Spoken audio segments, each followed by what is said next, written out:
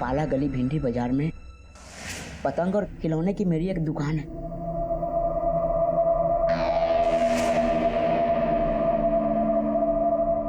ये मेरा कार्ड है साहब।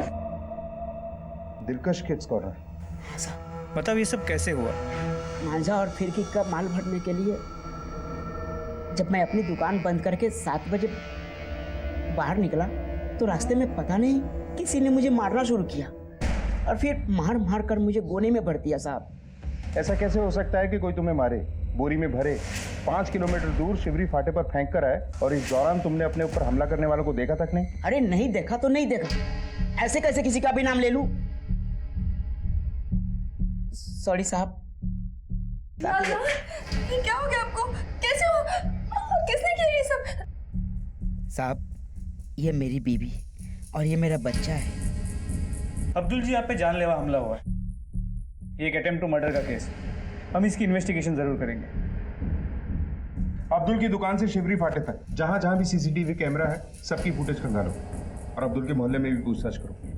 अब्दुल जैसे आदमी पे हमला करने वालों को हमें ढूंढ निकालना है। जी सर।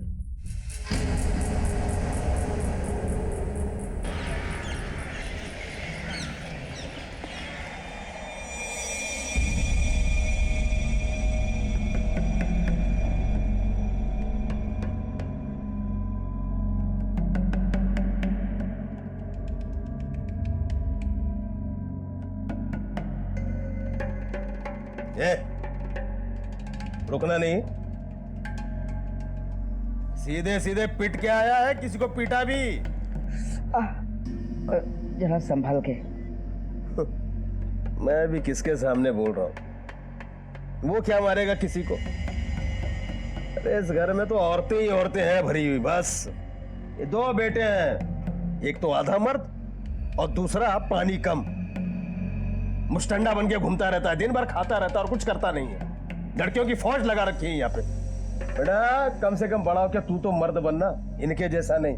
हा? दुश्मनी और अब्दुल की?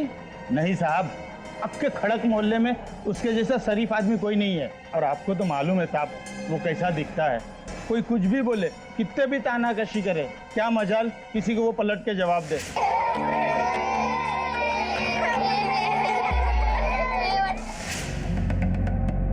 आतिफ बेटा जरा मेरे साथ आना, तुझसे कुछ बात करनी है।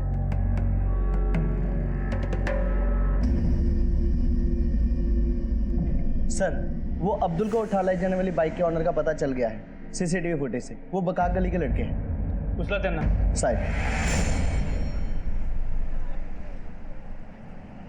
आपने पतंग उड़ाने के लिए बुलाया क्या? नहीं, तुमसे कुछ पूछना था। क्या? बता बेटे, कितने पैसे दिए थे तुमने मेरी ठुकाई के लिए? 500, 1000 या उससे भी ज्यादा? बोल बोल। क्या? अरे मुझे पता तो चले कि मेरी औकात कितनी है तेरी नजर में। मेरे को नहीं मालूम। आप क्या बात कर रहे हो? लेकिन मुझे मालूम है बेटा, तुमने ही पैसे दिए थे उन छोकरों को। नहीं, मैं क्यों दूंगा? मेरी हाइट कम है, दिमाग नहीं।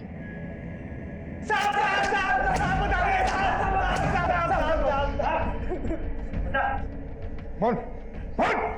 सब वो 1000 रुपए मिले थे वो बटले को मारने के लिए। किसने दिए थे? साहब वो बटले का बेटा है ना आतिफ, उसने दिया था साहब। आतिफ क्यों किया तुमने ऐसा? शर्म आती है मुझे। सब मुझे बटले का बेटा बोलने की औलाद बुलाते हैं। मुझे पहचान अच्छी नहीं लगती। मैं अपने 6 महीने की पॉकेट मनी इसीलिए बचा रहा था। मेरे को अब्बा को पिटवा के बुरा नहीं लग रहा। जाने दो साहब, मुझे इससे कोई शिकायत नहीं। बच्चा है साहब। आतिफ अभी इनके कहने की वजह से मैं तुम लोगों को छोड़ रहा हूं। आइंदा अगर ऐसी कोई गलती की तो ठीक नहीं होगा। तो जाओ यहां से। चलो चलो।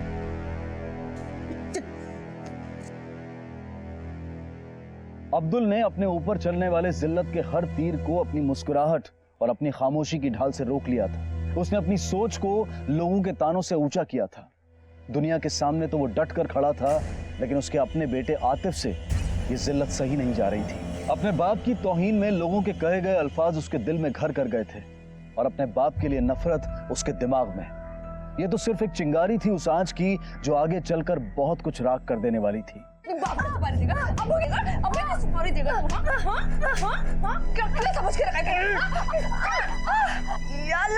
कर रहे हैं आप? छोड़े। खबरदार, खबरदार, जो मेरे बेटे को हाथ भी लगाया तो। अरे रुक, लेकिन उसने देखा, मैं अपने बेटे के साथ वो नहीं करना चाहता जो अब्बा ने मेरे साथ किया।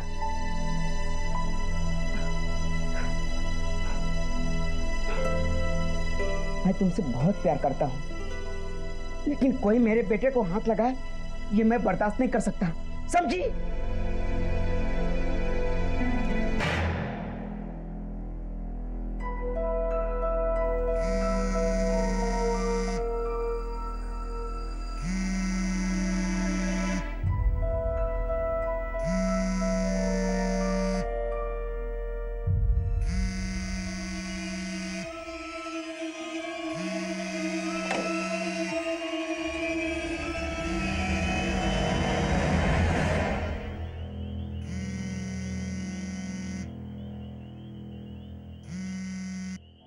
हेलो, क्या है?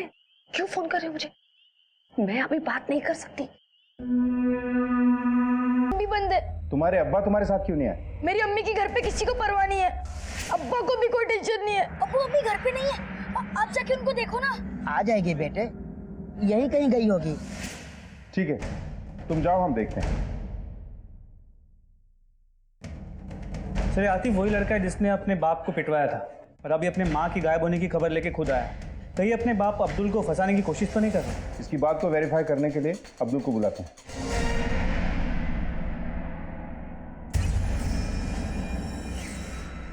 हम भी बड़ी अम्मी की तरह भाग सकते हैं ना?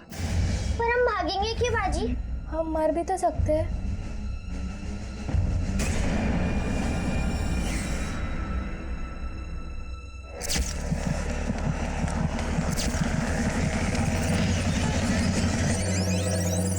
अच्छा, तुम्हारी बीवी इससे पहले भी कभी क्या घर में किसी को बताए बिना कहीं गई है? नहीं साहब, कभी नहीं। और साहब जाती भी कहाँ, उसका यहाँ पर कोई भी नहीं है। यही तो सोचने की बात है अब्दुल। अगर जैसा तुम कह रहे हो वैसा है तो फिर वो गई कहाँ और उसका फोन क्यों स्विच ऑफ? अच्छा, वो घर से पैसे, लत्ते, कपड़े, जेवर वगैरह कुछ लेके निकली? नहीं साहब, कुछ भी लेकर नहीं गई। बाहर पाटिल के पास आप कंप्लेंट लिखा दीजिए, जैसे हमें कुछ पता लगेगा बताएंगे आप।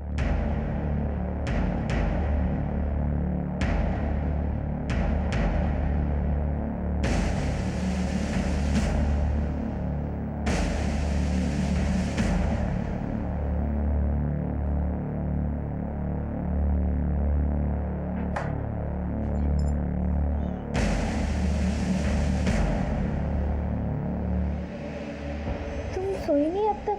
यहाँ क्यों बैठे हो? मैं अम्मी का इंतजार कर रहा हूँ। बड़ी अम्मी के बारे में सोच सोच के हमें भी नींद नहीं आ रही। हम भी तुम्हारे साथ बैठेंगे।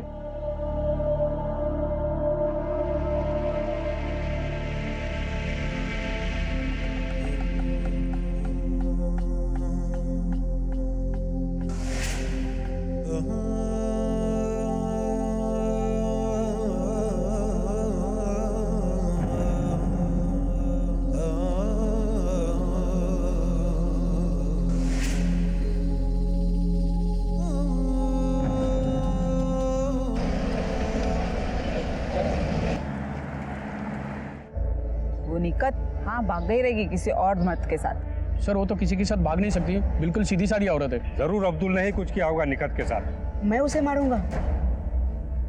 सवाल ही नहीं होता साहब। वो मुझसे बेइंतहा मोहब्बत करती थी, लव मैरिज था हमारा, यतीम थी वो, कोई नहीं था उसके आगे पीछे। साहब वो कोई बेचारी बेचारी नहीं है, वो तो मर्दों को अपनी तरफ खींचने वाली औरत है। उसकी छोटी भाभी खुद हमीदा उससे तंग है।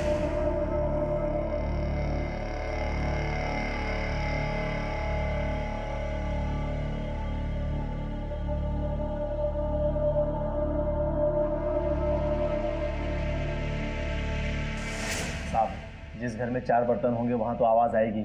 ये औरतें तो चिक चिक करती रहती हैं। इसका मतलब ये नहीं है कि मेरे और निखत के बीच में कुछ चल रहा था। साहब मैं कह रही आपको, वो औरत ने एक मुसीबत थी। अल्लाह हर वक्त लिपस्टिक लगाए बैठी रहती थी ताकि मर्दों को लुभा सके। अमीरा, इन पे भी बहुत दौड़े डालती थी वो। साहब मेरी 4 बेटियां, अब आप ही बताइए क्या ये असर पड़ता उन पर। अच्छा हुआ चली गई। मुझे भी लगा के दो ना। ए चंडालियों, क्या कर रही हो यहाँ पे? हाँ, क्या कर रही हो यहाँ पे? अरे चल। निखत को ढूंढिए, वो ऐसी नहीं है जैसी ये बोल रही है। निखत के गायब हो जाने से अब्दुल की जिंदगी में नए तूफान खड़े हो गए थे। निखत को किसने और क्यों गायब किया था? कोई उससे क्या चाहता था? और अब्दुल की भतीजियां घर छोड़ने और मरने की बात क्यों कर रही थी? निखत के बारे में अब तक मिलीजुली राय पुलिस के सामने आई थी, लेकिन एक बात साफ थी कि अब्दुल निखत के बारे में कुछ भी गलत सुनने को तैयार नहीं था। अरे पूरे मोहल्ले में सिर्फ निखत की ही चर्चा हो रही है। अरे मैं तुमसे कह रही हूँ, अरे तुम सुन क्यों नहीं रहे हो? बस खाते रहो। तुम्हारी हिम्मत कैसे हुई निखत के बारे में लान-तान करने की? अरे तुमसे ज्यादा तुम्हारे बच्चों की माँ थी वो, तुमसे ज्यादा ख्याल रखती थी उनका। और तुम होके उसी की इज्जत उछाल रही हो, शर्म नहीं आती? अरे कुछ बोलोगे भी या मुंह पे लकवा मार गया है? अरे खाते रहोगे, कुछ बोलोगे क्या भी? चिल्लम चिल्ली हो रही है यहाँ पे? मेरे को भी भूख लग रही है, जाके खाना बना। चल। अरे तेरी जोरू सच में भाग गई क्या? नहीं बता के नहीं गई? पड़ोस में देखा कि नहीं? आजू बाजू वाले लोग कह दो।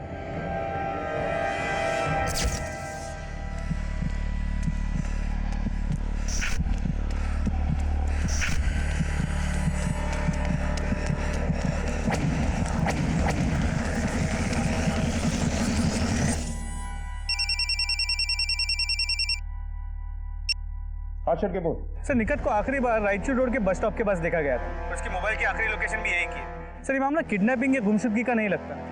कहीं ऐसा तो नहीं कि निखत सचमुच अपनी मर्जी से कहीं भाग गई है? देखिए हमने उनके कॉल रिकॉर्ड्स चेक किए। एक नंबर से हाल फिलहाल में उनकी बहुत बातें हुई। ये नंबर किसी रफीक नाम के आदमी का है। आप किसी रफीक को जानते हैं? नहीं साहब। सर ये रफीक को पिछले कुछ दिनों से किसी ने नहीं देखा है। लगता है कि ये भी भाग गया है। मोबाइल सर्विस प्रोवाइडर से रफीक का फोटो और एड्रेस मंगाओ और उसे ढूंढ निकालो।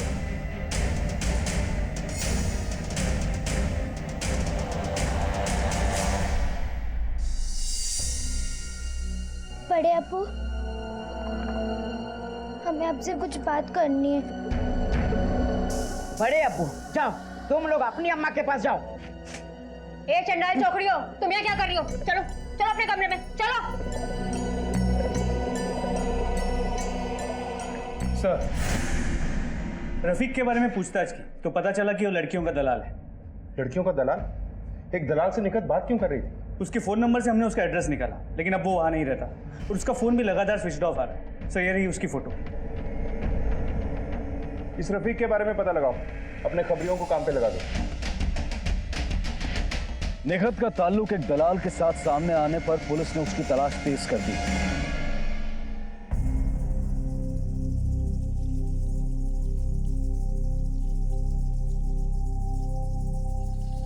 ये मेरी अम्मी की फोटो है।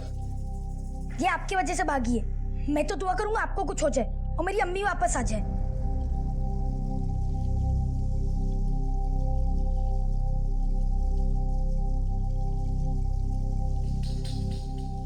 सही बोल रहा था तेरा बेटा आसिफ। तेरे जैसे आधे अधूरे मर्द के साथ में पूरे 12 साल गुजार दिए तेरी बीवी ने। ये क्या कम है? तो तेरा बेटा तेरे को लात मार के निकालेगा, एक दिन देख लेना।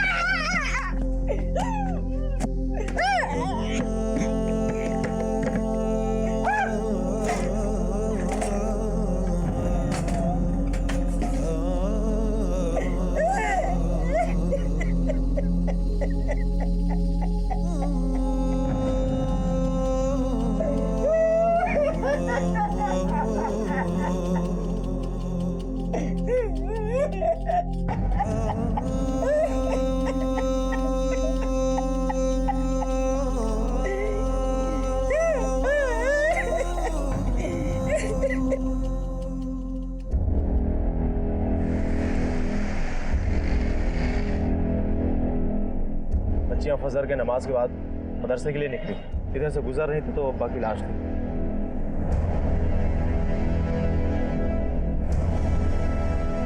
तुम लोगों के अब्बा जब रात भर घर नहीं आए, तुम्हें फिक्र नहीं हुआ? अब्बा कभी कभी पूरी रात घर नहीं आते थे। हमें लगा कहीं अपने दोस्तों के साथ दारू पीने बैठ गए होंगे। शिरके, सर लगता है टूटी हुई बोतल से स्टैब करके मारा गया है, लेकिन मर्डर वेपन आसपास कहीं नहीं मिला। पहले अब्दुल की बीवी निखत का गायब होना, अब उसके अब्बा जमील की मौत, क्या कनेक्शन हो सकता है इन दोनों केसेस में? आसपास अच्छे से सर्च करो, शायद कुछ मिले। सर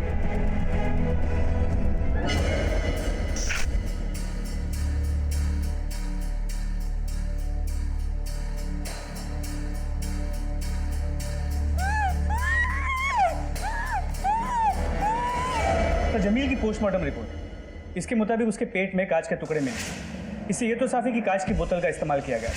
सारे मोहल्ले में, खास तौर पे इनकी बिल्डिंग के आसपास तलाश करो, इस कत्ल की गुत्थी वहीं सुलझेगी। इसके अलावा खून में अल्कोहल भी मिला।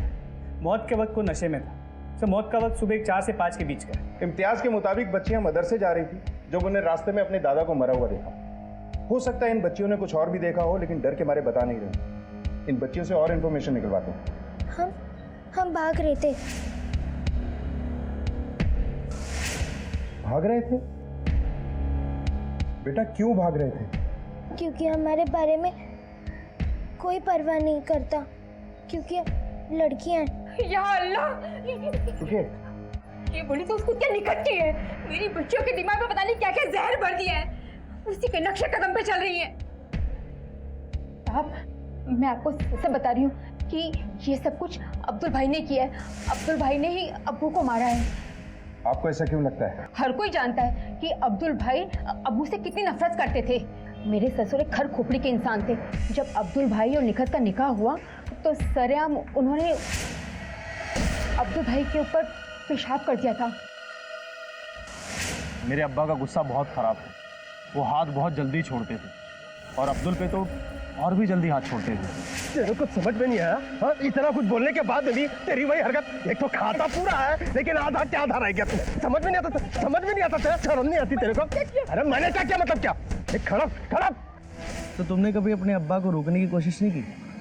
घर के सबसे बड़े थे, उनके सामने हम ऊंची आवाज में भी बात नहीं कर पाते थे, रोकना तो बहुत दूर की बात है। पूरी जिंदगी तुम अपने अब्बा के ताने सुनते रहे, मार खाते रहे, एक बार भी अपने अब्बा को पलट के कभी जवाब नहीं दिया। अम्मी की वजह से साहब, एक दिन मेरी अम्मी ने अपने बदन के सारे जख्म मेरे को दिखाए। उन्होंने कहा इस दर्द को कभी भी अपने रूह पर हावी मत होने देना। अगर तुम्हारे अब्बा इतना ही जुल्म करते थे तो तुम उसी घर में उनके साथ क्यों रहते थे? साहब निकत, उसी को सबके साथ में मिल के रहने का बुखार सवार है। साहब कहती है तुम बड़े हो, अगर तुम भी टूट जाओगे तो ये पूरा घर टूट जाएगा। इसीलिए साहब इतने दिनों से सबके ताने सुने, गालियां सुनी, मार खाई। साहब मैं अपने अब्बा का कत्ल कैसे कर सकता हूँ? साहब कहना तो नहीं चाहिए, लेकिन और भी वजह है अब्दुल भाई के पास। मेरे शौहर के साथ साथ मेरे ससुर पे भी डोरे डाला करती थी वो।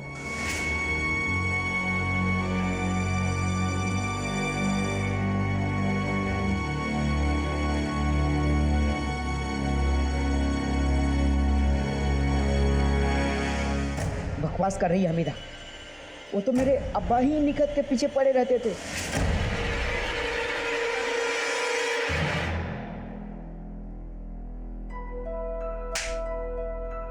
क्या कर रहे थे आप? मैं तो अब्बा क्या कर रहे हैं आप? शर्म नहीं आती आपको? अब्दुल जो अब तक अपने ऊपर आने वाली हर परेशानी, हर मुसीबत का डट कर मुकाबला कर रहा था, अब निखत के गायब हो जाने से कमजोर पड़ने लगा था। अपने ऊपर कसे हुए तानों को तो उसने बर्दाश्त कर लिया था, लेकिन निखत पर उठने वाली उंगलियां उसे अंदर से तोड़ रही थी। जमील के कत्ल ने इस केस की पेचीदगियों को और बढ़ा दिया था। आखिर किसने उसे मौत के घाट उतार दिया था, और वो कौन था जो निखत को बंदी बनाकर उस पर जुल्म के पहाड़ तोड़ रहा था? वो चाहता क्या था?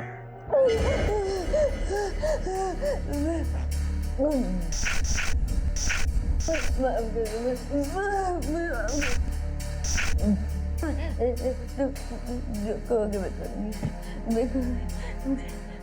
चल क्या रहा है इस घर में? पहले निखत गायब हुई, फिर 2 दिन बाद जमील की मौत। सर ये मुमकिन है कि जमील और निखत के बीच संबंध हो, जिसके बारे में अब्दुल को पता चल गया और उसने जमील को रास्ते से हटाया और रफीक के साथ भाग गई। तो इस रफीक का अब तक कुछ पता नहीं चल पाया है। इन दोनों की, निखत और रफीक की तलाश तेज कर दो और ये भी जानने की कोशिश करो कि जमील के मौत के और क्या कारण हो सकते हैं। जमील लॉज चलाता था, इसकी लॉज के आसपास पूछताछ करो। सर साहब वैसे जमील तो गरम दिमाग का था, आए दिन किसी न किसी के साथ उसके झगड़े होते ही रहते थे। अभी कुछ रोज पहले एक औरत को लेके बाप बेटे में जम के लड़ाई हुई थी साहब।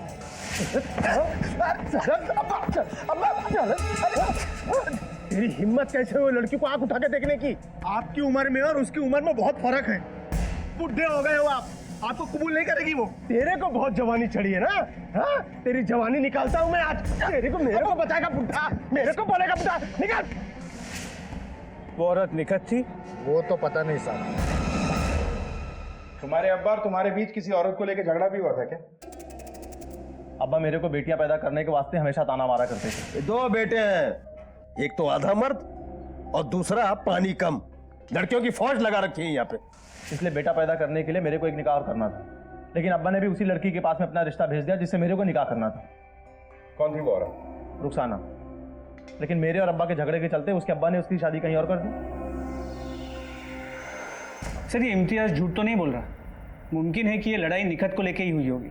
ये दोनों शायद निखत के पीछे हों। इम्तियाज ने निखत को कोई छुपा दिया और अपने बाप को रास्ते से हटा दिया। जमील की मौत से इम्तियाज को फायदा तो हुआ है। जमील की लॉज और सारा पैसा इम्तियाज के हाथ आ गया और उसके और निखत के रास्ते का रोड़ा भी साफ हो गया। कहीं ये एक तीर से 2 निशाने तो नहीं? सर निखत का अब तक तो कोई पता नहीं लगा है। इसे इम्तियाज के कॉल रिकॉर्ड्स निकलवाओ और लोकेशन भी चेक करो। सर सुना है निखत के बारे में पुलिस तुझसे पूछताछ कर रही थी। बता निखत कहाँ है? साले दूसरों का बीवियों पर नजर डालता है।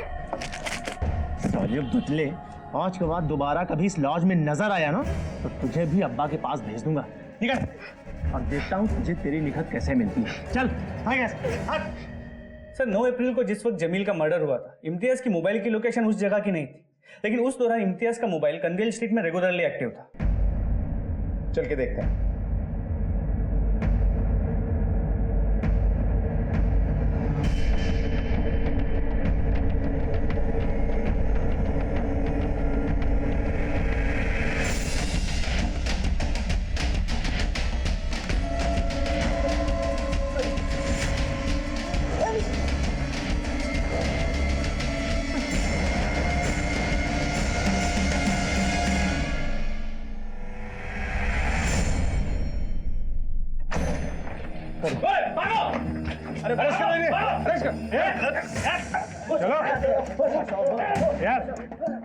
अरे साहब 1 मिनट सुन लो ना साहब।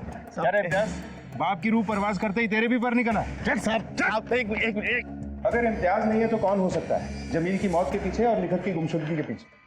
निखत से तो हमीदा भी नफरत करती है, लेकिन उसके पास मोटिव नहीं है जमील को मारने।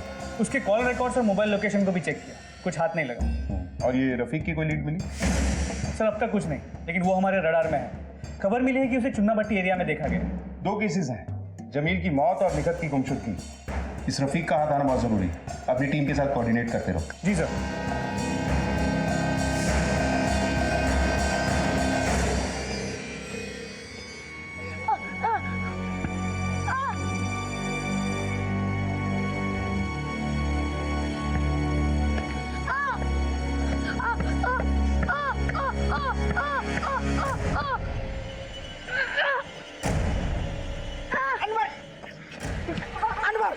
क्या हुआ तुझे? क्यों मार रहा इसे? आतिफ ने मुझे 50 रुपए दिए थे और बोला मुझे मार। तू मेरे बेटे को मारेगा? मेरे बेटे को मारेगा?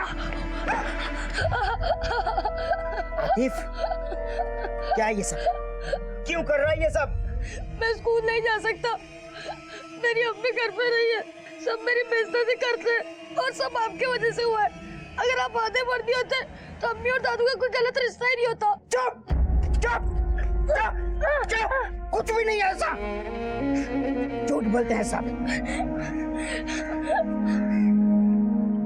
आतिफ सर, रफीक का पता चल गया है, चुना भट्टी में छुपा है।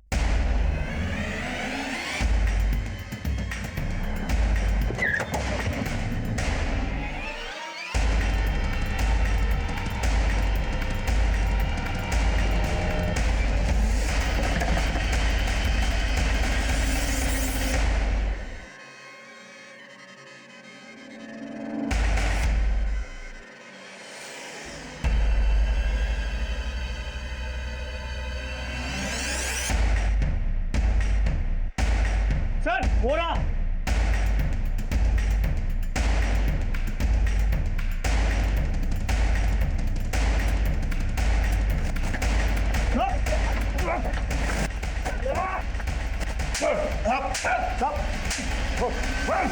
क्या चल रहा था तेरे और निखत के बीच में? साहब माँ कसम किसी को भी पूछो साहब, वो तो अपन की बहन है साहब। बहन? हाँ साहब, वो धंधा करने वाली है और अपन उसके लिए कस्टमर लाता था। वो अब्दुल भी उधर ही मिला था उसको साहब। अब्दुल को वो इतनी पसंद आई, उसने पैसा देकर उसको खरीद लिया। वरना उस बोने से शादी कौन करता? तो तू भाग क्यों रहा था? साहब अपन का माठीपुरा में था और वहां पर छापा पड़ा था, इसलिए कुछ दिन से अंडरग्राउंड था। तो तूने उसे फिर से धंधे पे तो खड़ा नहीं कर दिया? नहीं नहीं नहीं साहब, नहीं, कसम खाता है साहब। तो फिर फोन पे क्या बातें होती थी तुम दोनों के बीच? साहब वो खुद धंधे में वापस आना चाहती थी साहब, इस वास्ते वो खुद फोन करती थी। अब्दुल ने निखत को इज्जतदार जिंदगी दी, उससे शादी की, दोनों का बच्चा भी हुआ। फिर एक घर गृहस्थी वाली औरत देह व्यापार के दलदल में वापस क्यों जाना चाहती? और इस जमील की मौत का इन सब से क्या लेना देना हो सकता है? शिरकी, इस रफीक की बातों को वेरीफाई करना होगा कि सच बोल रहा है या झूठ। इससे पूछताछ जारी रखो।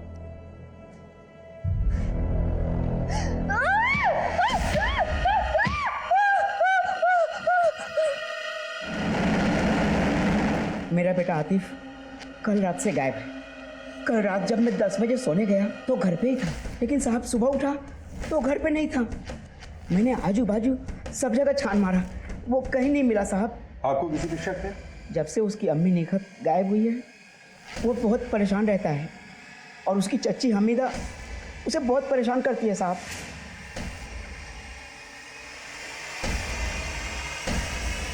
आपको कोई और नहीं मिला तो बिल मुझ पे फाड़ेंगे क्या? साहब बेटियां पैदा करने पर मुझे बहुत जिल्लत मिली है, लेकिन उसकी भड़ास मैंने सिर्फ बोल के ही निकाली है। तो और कौन पहुंचा सकता है?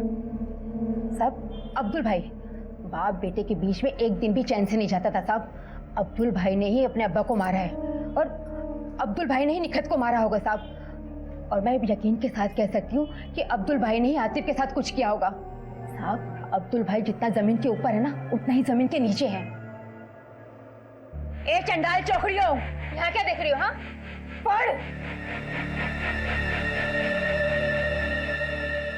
बच्चों, क्या तुम में से कोई भी जानता है कि तुम्हारा भाई आतिफ कहाँ गया है, क्यों गया है? देखो घबराओ मत, सच बताओ।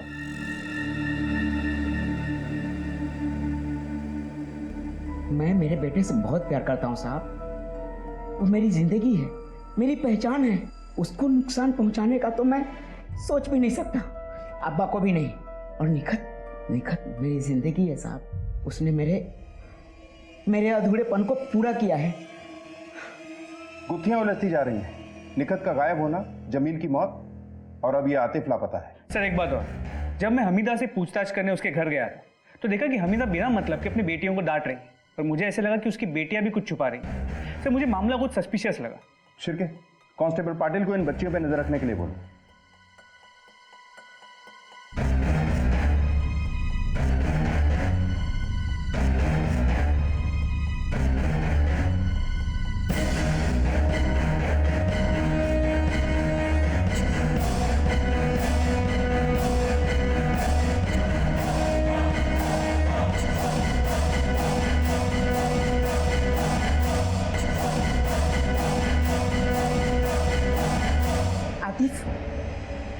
बेटे चल बेटे चल। मैं क्यों चलूं तुम्हारे साथ? मुझे तुम्हारे साथ नहीं रहना। चल घर पे बात करते हैं। एक मिनट, अभी बहुत कुछ सामने आना बाकी है। हमें आपकी बच्चियों से कुछ सवाल पूछने हैं। अब बोलोगी तुम लोग? हम तो अपने भाई की मदद कर रहे थे, तुम लोग आतिफ को उस कमरे में क्यों ले गए थे? तुम्हें उस कमरे के बारे में कैसे पता चला? बोलो, कैसे पहुंचे तुम लोग वहां? हमें जेल नहीं जाना। हम लोग तो आतिफ को उस जगह ले गए थे इसलिए किसी को कुछ ना पता चले, क्योंकि वहाँ कोई नहीं आता। हमें तो वहाँ वो दादू ले जाते थे। या अल्लाह, तुम लोगों ने मुझे बताया क्यों नहीं? क्योंकि आपको और अब्बू को हमारी फिक्र नहीं थी ना, क्योंकि हम लड़कियां हैं ना। कब से चल रहा था ये सब? 1 महीने से।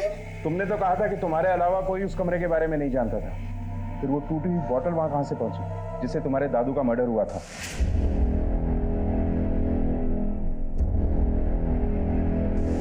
वो मैंने वहां छुपाई थी।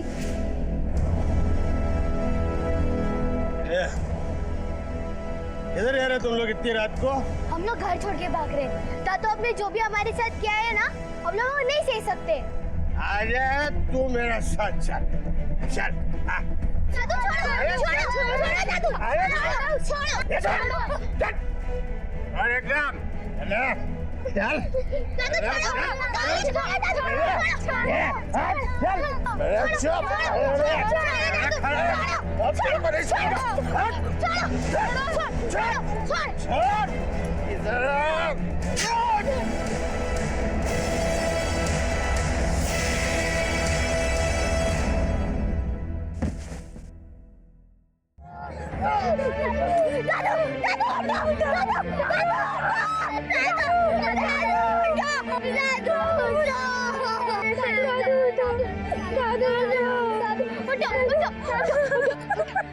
लोग किसी से कुछ मत कहना।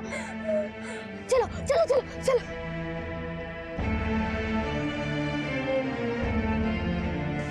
मुझे कुछ समझ नहीं आ रहा था। मैंने उन्हें मार दिया।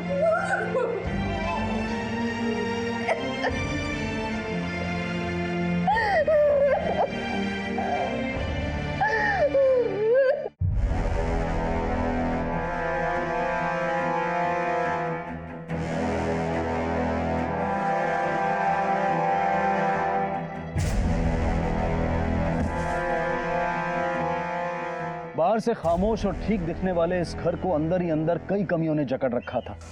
हमीदा ने कभी अपनी बेटियों को सुनने और समझने की कोशिश ही नहीं की, जिसका खामियाजा एक इतने बड़े जुर्म की शक्ल में सामने आया। एक कत्ल की गुत्थी तो सुलझ चुकी थी, लेकिन निकत के साथ होने वाले जुर्म की दास्तां अभी खुलनी बाकी थी।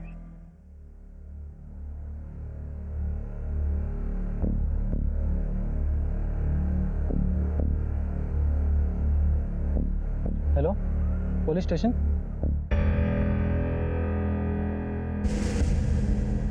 सर, इसके पूरे कपड़े फटे हुए हैं, पूरी बॉडी पे चोट के निशान हैं। बॉडी को पोस्टमार्टम के लिए भिजवाओ और आसपास के इलाकों में पूछताछ करो। शायद किसी ने निखत को देखा हो या फिर इस हादसे का कोई चश्मदीद गवाह मिले। जी सर।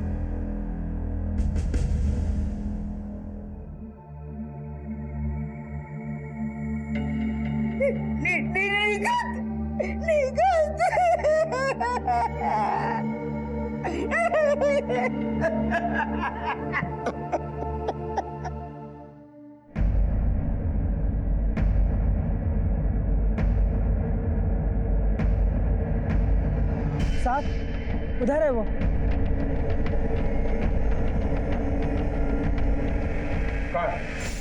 साहब, इस औरत को इस घर में आते देखा था और एक आदमी भी साथ में था। बॉडी को पोस्टमार्टम के लिए भिजवाओ और आसपास के इलाकों में पूछताछ करो। शायद किसी ने निखत को देखा हो या फिर इस हादसे का कोई चश्मदीद गवाह मिले। जी सर।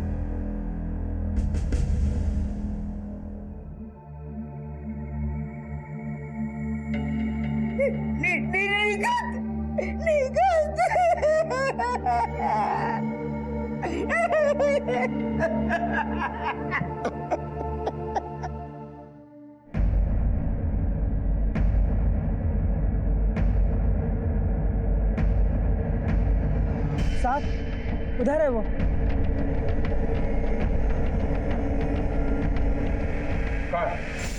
साहब, इस औरत को इस घर में आते देखा था और एक आदमी भी साथ में था।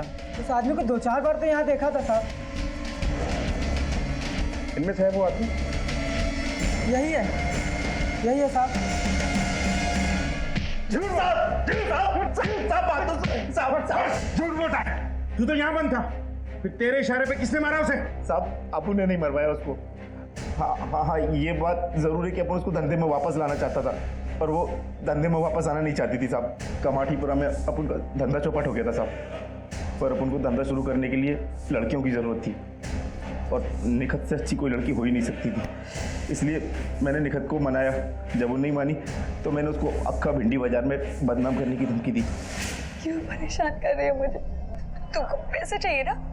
ठीक है, मेरे गहने ले लो, सारे गहने ले लो, लेकिन मुझे दोबारा उस दलदल में मत भेजो। ए, सीधी तरह से मान जा, नहीं तो कल सुबह अक्खा मोहल्ले के सामने तेरा काला चिट्टा खोल दूंगा मैं। उसके बाद बचाती रहना अपनी इज्जत। जब तेरा बेटा तेरे मुंह पे थूकेगा ना तो खुद ब खुद चल के आएगी अपन के धंधे में। ए, रोना बंद कर और कल सुबह 6 बजे रायचौर स्ट्रीट के बस स्टॉप पे मिल मुझे। फिर साहब अपन ने उसको बस स्टॉप पर बुलाया और अपन के साथ चलने को मजबूर किया और वो मान गई। फिर उसको खोली में बंद करके ज़बरदस्ती धंधे में वापस आने के लिए कहा। साहब उसके बाद कसम से अपन को नहीं मालूम वो कब भागी और किसने उसको मारा। क्या मिसाल कायम किया एक भाई होने की। इसे तब तक मारो जब तक सारा सच नहीं उगल देता। साहब बात तो सुनो साहब। सर, निखत की पोस्टमार्टम रिपोर्ट। उसकी बॉडी हमें मिलने के 4-5 घंटे पहले ही उसकी मौत हुई। उसके पूरे बॉडी पे टॉर्चर के निशान हैं जो कुछ दिन पुराने हैं, लेकिन उसके घुटने और सर पे लगे जख्म ताज़े और गहरे हैं। सर, उसकी मौत भी सर पे वार की वजह से हुई। ऐसे घाव तो मर्डर वेपन मिला? नहीं सर। ये रिक्शा वाला है, निखत से मिला था। कहाँ मिली थी वो तुम्हें? सर वो जंगल के पास कच्चे रास्ते पे, रात के करीब 1-1:30 बजे के आसपास। उसने मेरे से फ़ोन लिया और एक कॉल किया, उसके बाद पता नहीं कहाँ चले गए। शिरके, इनके मोबाइल में चेक करो कि वो कॉल किसे किया गया था। सर,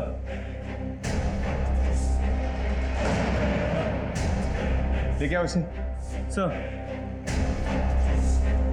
पहले तुमने उसके घुटनों पर वार किया और जब वो जमीन पे गिर गई तो उसके सर पे मार मार के उसे जान से मार डाला।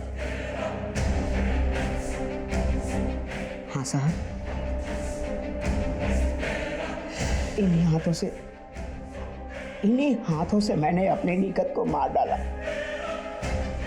कुछ दिनों से वो मुझसे छुप छुप के फोन पे किसी से बात करती थी।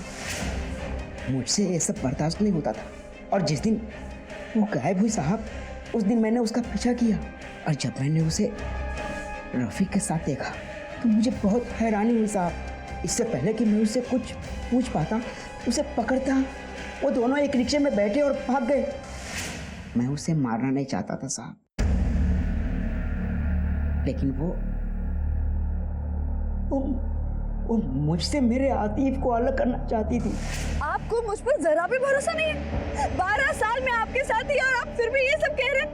ठीक है, अरे आप क्या मुझे छोड़ेंगे? मैं आपको छोड़ती हूँ और मैं अपने बच्चे आतिफ को अपने साथ लेकर जाऊंगी, समझ गए आप? रफीक के साथ जाना चाहती है ना? जा जा, देख ले अपनी हालत, देख ले। उसके बावजूद जाना है तो जा, पर मेरा बेटा मेरे साथ रहेगा। आपको जो करना कर लीजिए, लेकिन मैं अपने बच्चे को, मैं अपने आतिफ को साथ में लेकर जाऊंगी। साथ में ले जाएगी? अभी बताता हूँ मैं तुझे, अभी बताता हूँ। साथ में लेकर जाएंगे।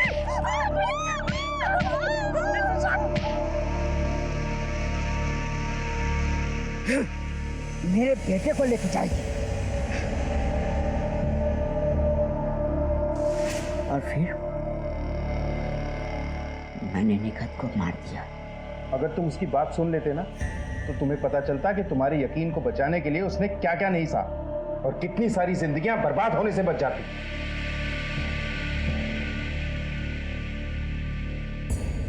अपनी खामी की शर्म से उभरने के लिए, अपने आप को दूसरों की नजरों में उठाने के लिए अब्दुल ने निकत को बाजार से उठाकर अपनी जिंदगी में शामिल कर लिया। लेकिन शर्म के उसी लावे ने अब्दुल को निकत की जान लेने पर मजबूर कर दिया। जमील के पास सब कुछ होते हुए भी वो अकेला था। अब्दुल जैसे इंसान को आबाद देखकर उसे खुद पर जिल्लत महसूस हुई और इस अकेलेपन को दूर करने के लिए उसने अपने ही घर की बच्चियों को निशाना बनाया और नतीजा बच्चियों के हाथों उसका कत्ल। आतिफ की शर्म ने उससे अपने ही बाप पर जानलेवा हमला करवाया और फिर अपने आप को सजा देने के लिए वो घर से भाग निकला। खोखली शर्म और जिल्लत के एहसास ने मजबूत रिश्तों को तहस नहस कर दिया। दूसरों की खामियों पर उंगली उठाना, उन्हें शर्म का एहसास दिलाना, उनकी तौहीन करना बहुत आसान है, लेकिन अपनी कमियों को टटोल कर उनसे उबरना भी उतना मुश्किल नहीं है। याद रखिए, जब हम किसी पर एक उंगली उठाते हैं तो बाकी की 3 उंगलियां हमारी खुद की तरफ भी उठती हैं। अपने किरदार, अपनी शख्सियत को बुलंद करने के लिए ऊंचे कद की जरूरत नहीं होती। ख्यालात ऊंचे होने चाहिए, सोच ऊंची होनी चाहिए।